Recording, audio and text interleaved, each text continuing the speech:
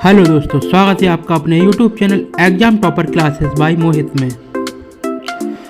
आज हम Lucent objective इन हिंदी की प्रैक्टिस करेंगे, जिसमें हम भूगोल विषय को आज देखेंगे। इसमें हम भारत के भूगोल के भाग 1 भारत की स्थिति एवं विस्तार के क्वेश्चनों को डिस्कस करेंगे। इसमें हमने इसके पहले लेवल फर्स्ट के ऑब्जेक्टिव प्रश्नों को देखा था। आज हम लेवल 2 के 11 से 20 तक के क्वेश्चनों को देखेंगे, 10 क्वेश्चनों को देखेंगे। तो आज का हमारा 11वां क्वेश्चन यानी कि इस सेशन का पहला क्वेश्चन रहा। भारत की पूरब से पश्चिम तक की लंबाई है 2933 किलोमीटर, 3033 किलोमीटर, 3133 किलोमीटर या 3214 किलोमीटर। तो सही जवाब होगा 2933 किलोमीटर भारत की पूरब से पश्चिम तक की लंबाई है। 82.5 डिग्री पूर्वी देशांतर इसके लगभग मध्य से होकर गुजरती है, जो कि देश का मानक समय भी है। पूरब से पश्चिम तक इसकी लंबाई 2933 किलोमीटर तथा उत्तर से दक्षिण तक की लंबाई 3214 या 3214 किलोमीटर है। आज का हमारा अगला क्वेश्चन देखते हैं। भारत की तट रेखा की लंबाई है, तो इसका सही जवाब होगा 6100 किलोमीटर। इसकी व्याख्या देखेंगे। भारत की स्थलीय सीमा की लंबाई 15,200 किलोमीटर तथा द्वीप सहित जलीय सीमा की लंबाई 7,516.6 किलोमीटर है। मुक्त धरातलीय भाग की समुद्री सीमा की लंबाई 6100 किलोमीटर है।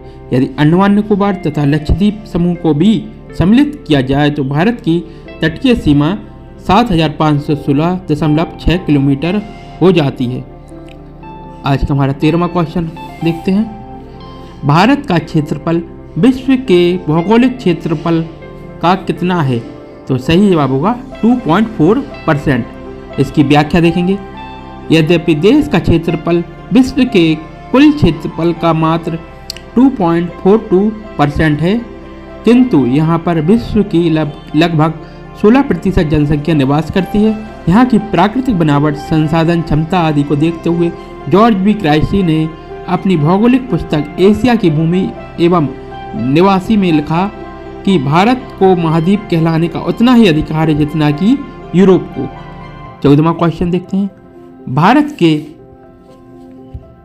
कुल क्षेत्रफल का कितना प्रतिशत भाग पर्वतीय क्षेत्र माध्यम समुद्र तल से 2135 मीटर या अधिक ऊंचाई के अंतर्गत आता है? तो इसका सही जवाब होगा 10.7%। इसकी व्याख्या देखेंगे। देश के कुल क्षेत्रफल के 10.7% भाग पर उच्च पर्वत श्रेणियों का विस्तार पाया जाता है, जिनकी ऊंचाई समुद्र तट से 2135 मीटर या इससे अधिक है। समुद्र तट से 305 से 2135 मीटर तक की ऊंचाई वाली पहाड़ियां भी देश के 18.6% भाग पर फैली हैं। अगला क्वेश्चन देखते हैं। संपूर्ण भारत के कितने प्रतिशत भूभाग पर पर्वत और पहाड़ियों का विस्तार पाया जाता है? तो सही जवाब होगा 29.3%। इसकी व्याख्या देखेंगे।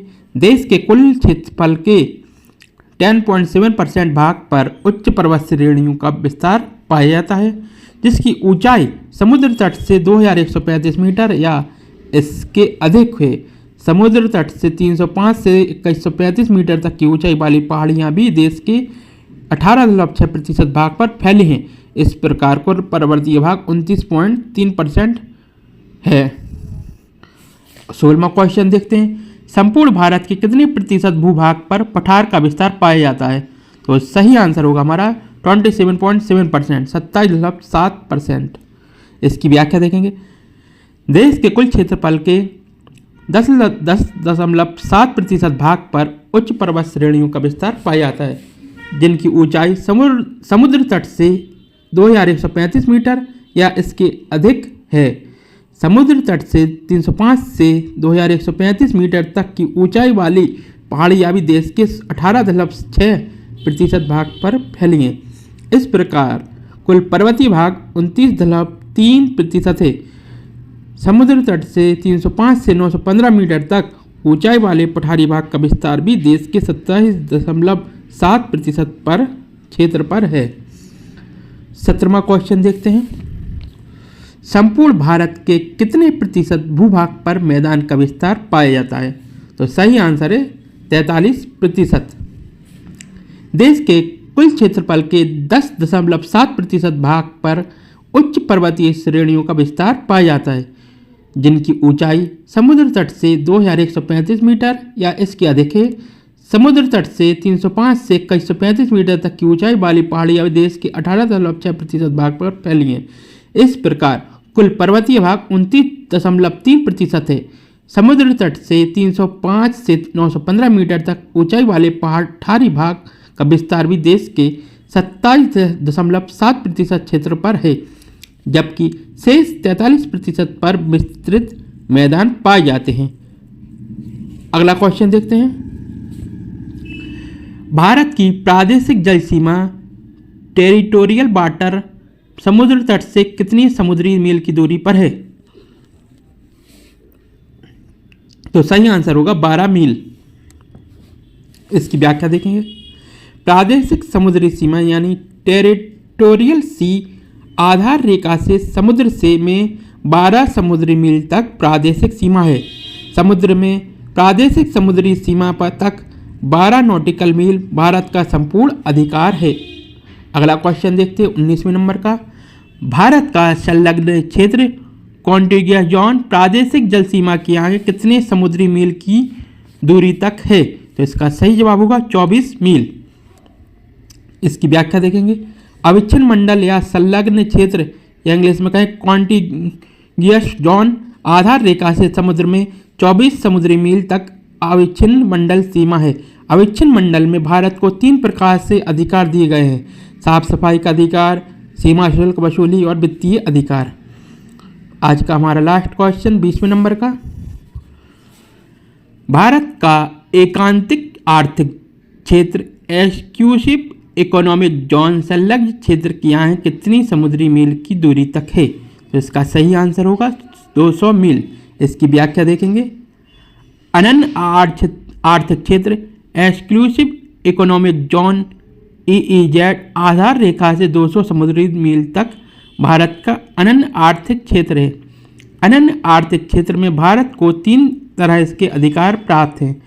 200 समुद्री मील तक भारत नए द्वीपों का निर्माण कर सकता है, वैज्ञानिक परीक्षण करने का अधिकार, आधार रेखा से 200 समुद्री मील तक अर्थात अनन्य आर्थिक क्षेत्र में भारत को प्राकृतिक संसाधनों के दोहन का संपूर्ण अधिकार है। उदाहरण के लिए मुंबई हाई, जो भारत का सबसे बड़ा तेल और प्राकृतिक गैस क्षेत्र है, यह मुंबई के पास अरब सागर में छिछले समुद्र में अनन्य आर्थिक क्षेत्र में ही स्थित है। यहाँ से देश के 65% देश का उत्पादन तेल का उत्पादन होता है। तो आज का हमारा सेशन आपको कैसा लगा आप बताइए कमेंट बॉक्स में। इस चैनल को सब्सक्राइब कर लीजिए जिससे आपको आगे वीडियो मिलती रहें। धन्यवाद।